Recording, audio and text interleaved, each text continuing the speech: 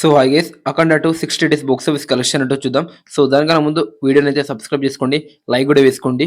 So, 'అఖండ 2' ఈ cinema వచ్చేసరికి నైజాంలో with flop talk ఈ సినిమా వచ్చైతే హిట్ అయిందని చెప్పుకోవచ్చు. నైజాంలో 20,00,00,000 బిజినెస్‌కి 22.1 కోట్ల షేర్ అయితే వసూలు చేయడం అయితే జరిగిందని చెప్పుకోవచ్చు. ఇక్కడైతే ర్యాంపేజ్ అని చెప్పొచ్చు.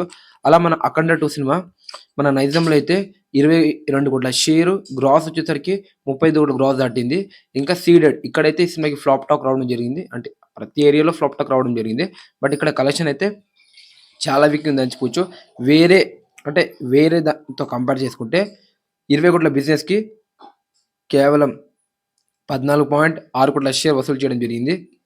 అలా మన ఆంధ్రప్రదేశ్‌లో, తెలంగాణలో ఈ సినిమా వచ్చేసరికి గ్రాస్ వచ్చేసరికి టోటల్‌గా వచ్చేసరికి 100 కోట్ల గ్రాస్ దాటింది. షేర్ వచ్చేసరికి 75 కోట్ల షేర్. తమిళనాడు, కేరళ, మన కర్ణాటక ఈ స్టేట్‌లో వచ్చేసరికి ఈ సినిమా అయితే చాలా అంటే చాలా డిసప్పాయింట్ చేసిందని చెప్పుకోవచ్చు. చాలా వీక్ కలెక్షన్స్ వచ్చింది. అక్కడ నుంచి కేవలం 10 కోట్ల గ్రాస్, ఇంకా నార్త్ నుంచి 4.5 కోట్ల గ్రాస్, ఓవర్‌సీస్ నుంచి ఒక 22 కోట్ల గ్రాస్ అయితే రావడం జరిగింది. అలా మన 'అఖండ 2' వరల్డ్ వైడ్‌గా 60 రోజుల బాక్స్ ఆఫీస్ కలెక్షన్ ఒక్కసారి చూస్తే గ్రాస్ వచ్చేసరికి 138 కోట్ల గ్రాస్, షేర్ చూస్తే ఈ సినిమా వచ్చేసరికి 85 కోట్ల షేర్ అయితే దాటిందని చెప్పుకోవచ్చు. ఈ సినిమా హిట్ అవ్వాలంటే ఇంకా 26.5 కోట్ల షేర్ అయితే వసూలు చేయాలి. ఇంకా వరల్డ్ వైడ్‌గా.